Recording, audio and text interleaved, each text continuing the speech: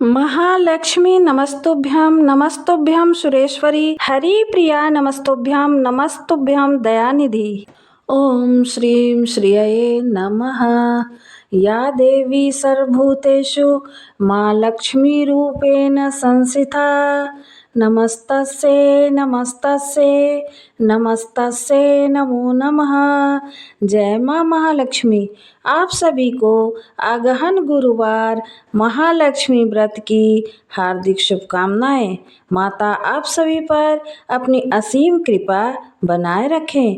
आज अगहन मास का गुरुवार है और अगहन मास यानी कि मार्गशीर्ष मास के गुरुवार को माँ लक्ष्मी की विशेष पूजा की जाती है।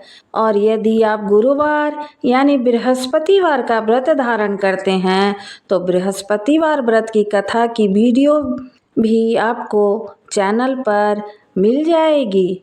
और अब हम सुनेंगे गुरुवार श्री महालक्ष्मी व्रत की कथा।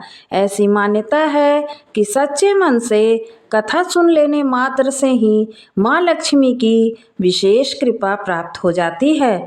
तो सच्चे मन से इस कथा का श्रवण करें।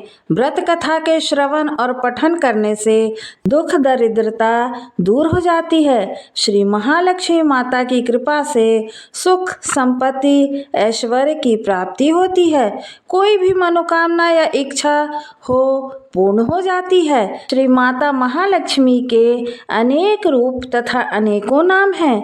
भूतल में वे छाया, शक्ति, तृष्णा, शांति, जाति, लज्जा, श्रद्धा, कांति, वृत्ति, स्मृति, दया, तुष्टि, माता, अधिष्ठात्री एवं लक्ष्मी के रूप में स्थित हैं। हे माँ महालक्ष्मी, हम सब आपको प्रणाम करते हैं। कैलाश पर्वत पर पार्वती, क्षीर सागर में सिंधु कन्या, स्वर्गलोक में महालक्ष्मी, भूलोक में लक्ष्मी, ब्रह्मलोक में सावित्री, ग्वालों में राधिका, वृंदावन में रास शबरी, चंदन वन में चंद्रा, चंपक वन में गिरिजा, पद्म वन में पद्मा, मालती वन में मालती, कुंदन वन में कुंददंती, केतकी वन में सुशीला, कदम्ब वन में कदम्ब माला, राजप्रसाद में राजलक्ष्मी और घर घर में गृहलक्ष्मी इन विभिन्न नामों से पहचानी जाती हैं। इस तरह सर्वथा चारों ओर सर्वभूत में सुपरिचित माता श्री महालक्ष्मी की यह कथा है। अब हम इसका श्रवण और पठन करेंगे। द्वापर युग में भारतवर्ष के सौराष्ट्र देश में भद्र श्रवण नाम के राजा थे। वे बड़े पराक्रमी राजा थे। 4 वेद, 6 शास्त्र, 18 पुराणों का उन्हें ज्ञान था। उनकी रानी का नाम सूरज चंद्रिका था। रानी दिखने में बहुत सुंदर और सुलक्षणा थी तथा पतिव्रता भी थी। उन दोनों को 7 पुत्र तथा उनके बाद एक कन्या का वरदान मिला हुआ था। कन्या का नाम श्यामवाला था। एक बार महालक्ष्मी जी के मन में आया कि जाकर उस राजा के राजप्रसाद में रहे। इससे राजा को दुगनी धन दौलत की प्राप्ति होगी और वह इस धन दौलत से अपनी प्रजा को और सुख दे पाएगा। गरीब के घर अगर रहे और उसे धन दौलत की प्राप्ति हो तो वह स्वार्थी होकर केवल अपने ऊपर ही खर्च करेगा। यह सोचकर श्री महालक्ष्मी जी बूढ़ी ब्राह्मण स्त्री का रूप धारण कर और हाथ में लाठी लिए लाठी के सहारे रानी के द्वार तक पहुंची। यद्यपि उन्हें बूढ़ी औरत का रूप धारण किया था पर उनके चेहरे पर देवी का तेज था।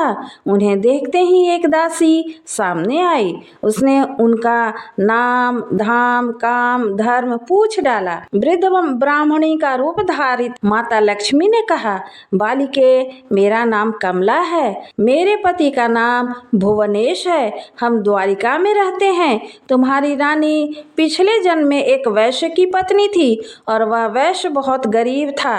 दरिद्रता के कारण घर में हर रोज झगड़े होते थे तथा उसका पति रोज उसे मारता था।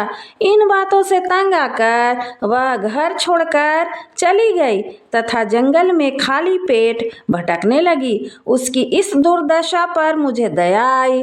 तब मैंने उसे सुख संपत्ति वाली अगहन गुरुवार की श्री महालक्ष्मी की कथा सुनाई। मेरे कहने पर उसने श्री महालक्ष्मी का व्रत किया। श्री महालक्ष्मी प्रसन्न हुई और उसकी गरीबी दूर हो गई। उसका घर संसार दौलत संतति और संपत्ति से भर गया। बाद में पति पत्नी दोनों परलोक सिधारे। लक्ष्मी व्रत के कारण वह लक्ष्मी लोक में रहे। उन्होंने जितने साल महालक्ष्मी का व्रत किया उतने हजारों साल तक उन्होंने सुख का भोग किया। उसके बाद इस जन्म में उसका जन्म राजघराने में हुआ, परंतु वह श्री महालक्ष्मी का व्रत करना भूल गई है। उसे यह याद दिलाने के लिए मैं यहाँ आई हूँ। बुढ़िया माता की बातें सुनकर दासी ने उन्हें प्रणाम किया तथा श्री महालक्ष्मी व्रत किस तरह किया जाए उसके बारे में पूछा।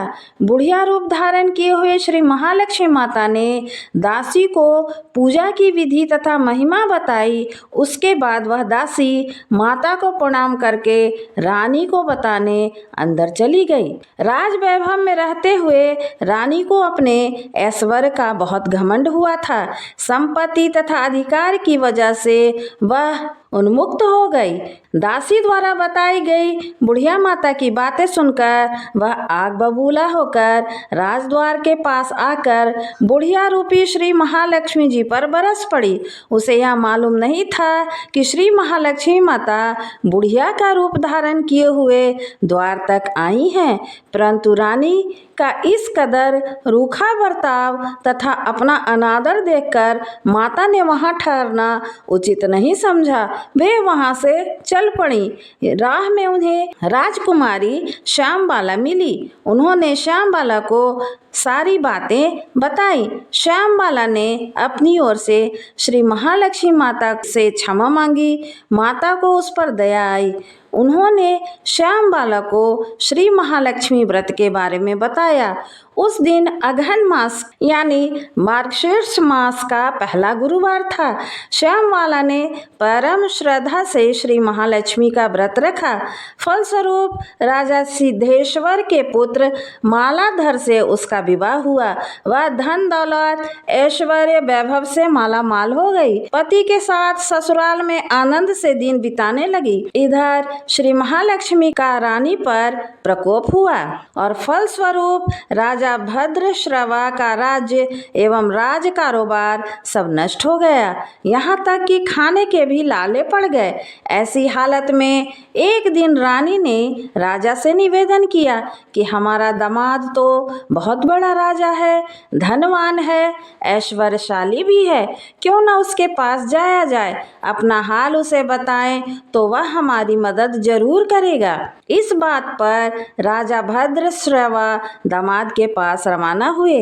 राज्य में पहुंचकर एक तालाब के किनारे थोड़ी देर विश्राम करने के लिए ठहरे। तालाब से पानी लेने आते जाते दास दासियों ने उन्हें देखा। उन्होंने विनम्रता से उनकी पूछताछ की। उन्हें मालूम हुआ कि वे रानी श्यामबाला के पिता हैं, तो वे दौड़ते हुए जाकर रानी को सारी बात बताई।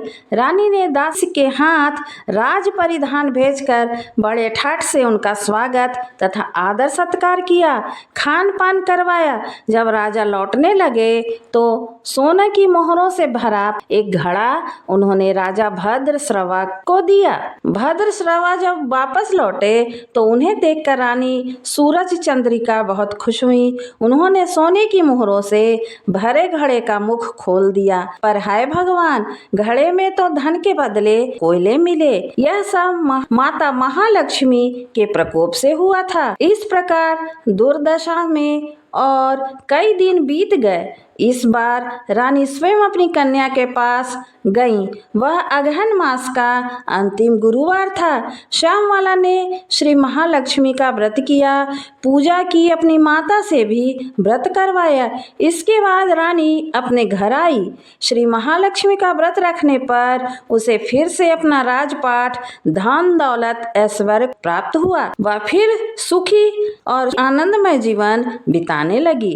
कुछ दिनों के बाद राजकन्या श्यामबाला अपने पिता के घर आई। उसे अपने घर देखकर सूरज चंद्रिका को पुरानी बातें याद आ गई कि श्यामबाला ने अपने पिता को घड़ा भरकर कोयला दिया था और उसे तो कुछ भी नहीं दिया था, और इसी कारण श्यामबाला को पिता के घर आने पर उसका कोई भी सत्कार आतिथ्य नहीं हुआ, बल्कि अनादर हुआ।